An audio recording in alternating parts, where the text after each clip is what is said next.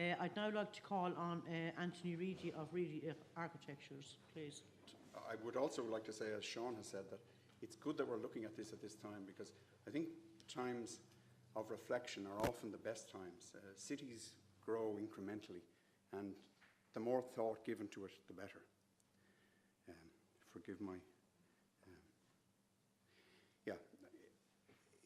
It's appropriate that we're having this event here. One of the most august holders of the office of Duke of Ormond was actually one of the people who brought back to Ireland the notion of an urban tradition, of the importance of public buildings, great public space. Some of you will know he went abroad during the Cromwellian Revolution, and he spent 12 years in the court of Louis XIV with the King, Charles II. But in that time, he absorbed a lot of the understanding of the Sun King's own appreciation of the importance of great architecture and great public realm. And when he came back to Ireland, he gave to our capital city, as he was Viceroy, he gave it the Royal Hospital, probably his greatest public building. He also gave it the keys. He was the one who persuaded Humphrey Jervis not to build the buildings with back gardens facing the river. But the first on these islands, he made Dublin a city to face the river and gave it one of its characteristic urban qualities. It was much later, in fact, that London was to do the same. But oddly enough, while he did create in the great urban space that is the parade in Kilkenny, he never in his own city had the opportunity to turn the city to the river.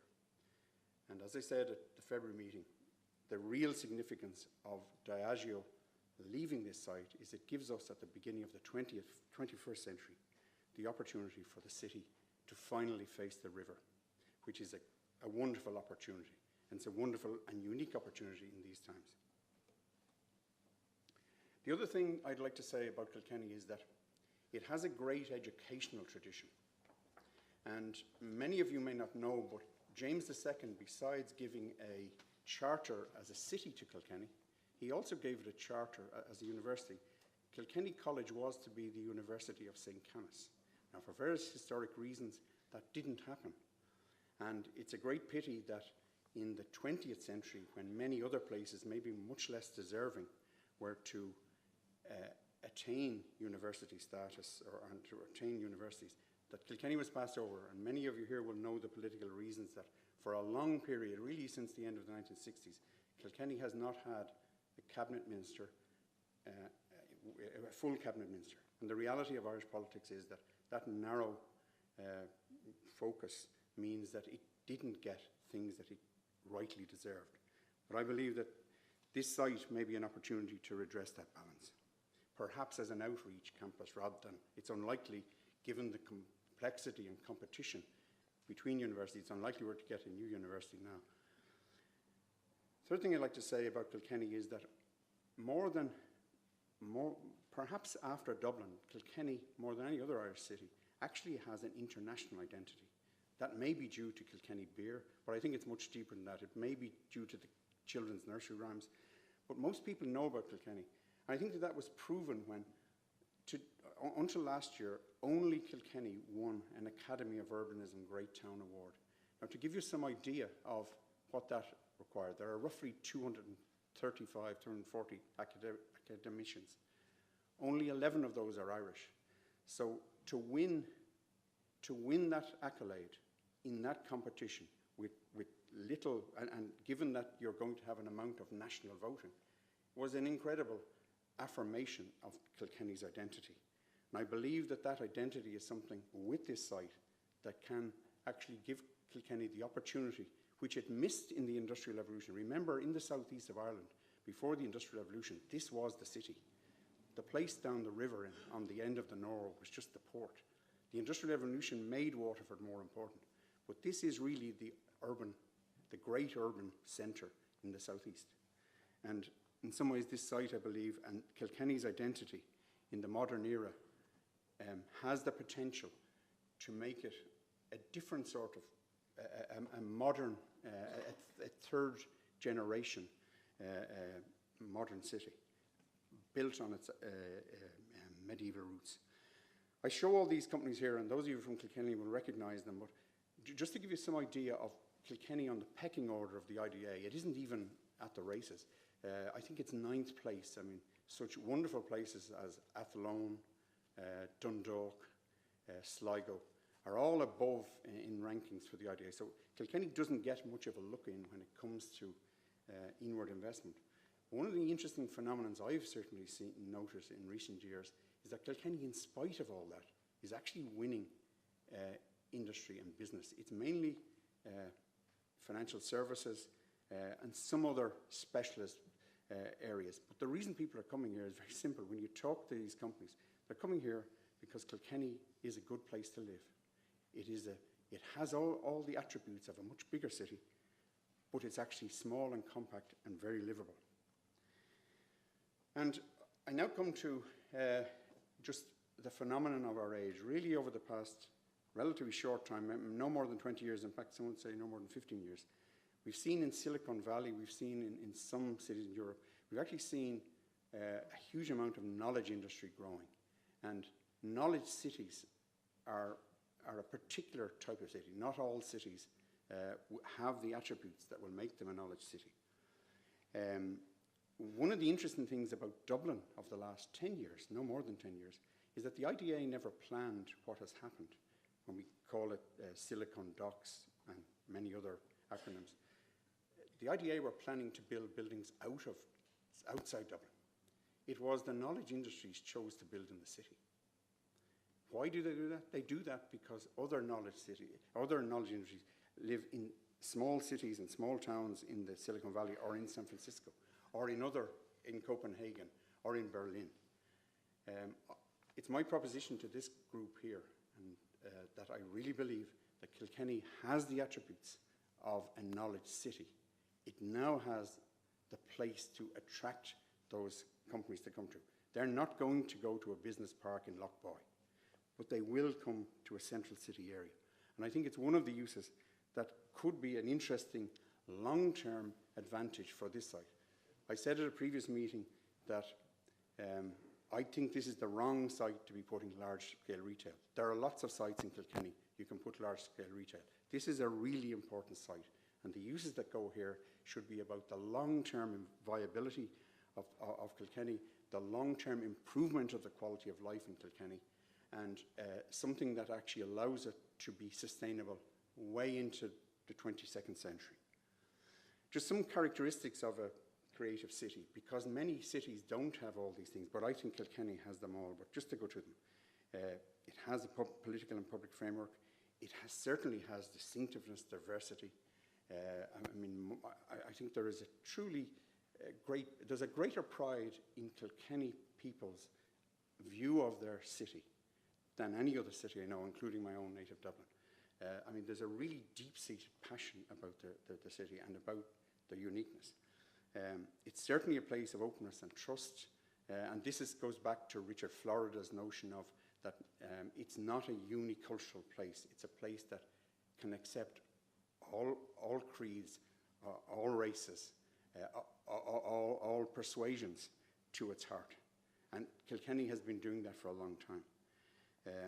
I think there is strategic leadership at both managerial level but also political level, and now you have the one missing piece in the link, and that is you have a seat at the cabinet table.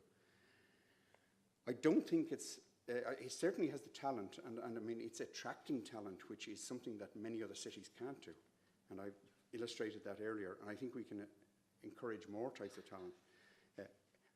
Communication, connectivity and networking has always been one of its heart. This, in many ways, was also, in spite of losing industry downriver, this was always the business centre of much of the southeast. I see that growing, and it is growing almost in spite of the IDA. I hope there's no one from the IDA here, they're probably very annoyed with me. I've said already, it has won international accolades for its place and placemaking, and that tradition carries on through the local authorities and through individual architects working here. I think there is a great sense among those working here, among those living here, about the quality of what they have compared to other cities. It's certainly one of the most livable cities I know. It's the only city I know that has the attributes of a city where you can go home for your lunch, or your dinner, as they say in Kilkenny. And finally, it is a professional place. It can deliver in so many ways. Things get done here, and there's been a tradition way back from the founding of the Design Centre right to the present day of things being done here at a progressive rate. I just want to touch briefly on other, I could have taken small cities, but you will all know some of these, and I just want to reflect on them. The Paris of Haussmann, the new town of Edinburgh by Craig, the Cerda's Grid in Barcelona, and Central Park by Frederick Law Olmsted in Midtown Manhattan. They were all grand gestures. The gesture was made, and it took many years for the city to follow. What I'm going to propose now is that we should merely make the gesture to make the places, to make the network, as Haussmann did in many of his grand projects. He merely put a building on the corner of streets and let the streets fill in long after he'd left. I suggest that that's maybe, the same was true of Cerda. I suggest that that's what we should be thinking about doing here, particularly in these straitened times.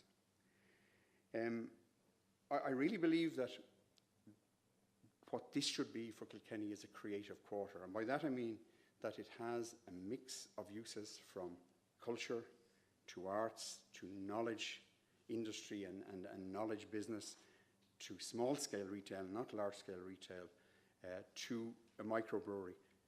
Essentially, it's mixed use. And in fact, I'm not particularly, and you also keep the protected structures, I'm not particularly worried, and I don't think today is the forum to talk about where things go. Placemaking is about the grander plan. If you do that, the rest will follow. So I'm suggesting that what Kilkenny might do, this is an entry, we've been looking at this for a long time. We were premiated, we won the Urban Design Award for a competition way back in 1998, the RAI ran. We didn't win the competition.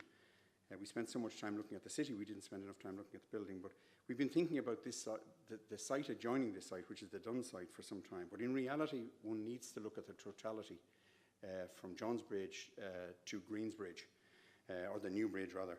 And that whole quarter needs to be looked at in its whole. And I'm suggesting that the action that should arise out of this, and I plead with the manager and both the mayor and the Cathaoirleach, that what we should do now is begin a process of creating a framework, because these are merely ideas. These need to be tested in detail.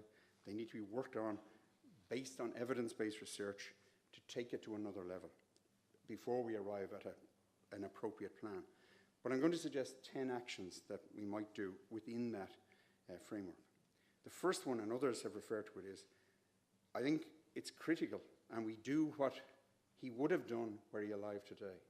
The Duke of Ormond would have put a street onto the river with the landscaping that Sean Harrington has suggested.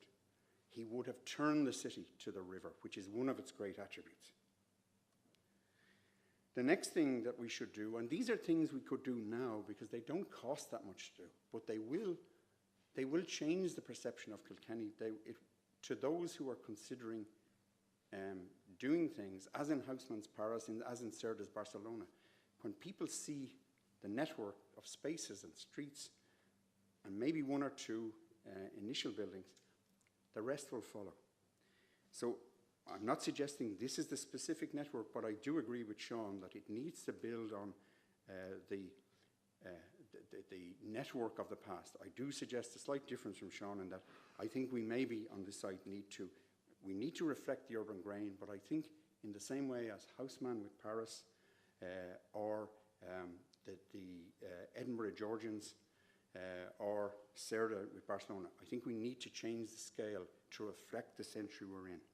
But I'm not suggesting a mega scale, and that's why I say big box buildings are not the building here, but an appropriate scale of streets and squares. I think a very important part of this, and I hope Margaret Heffernan has somebody listening here, and I hope you've conveyed the message back, but I think one of the worst aspects of current Kilkenny is the car park there. Now, it's from a different era, but a really important part of the jigsaw is that of course there needs to be car parking there, but it doesn't need to be in full frontal view.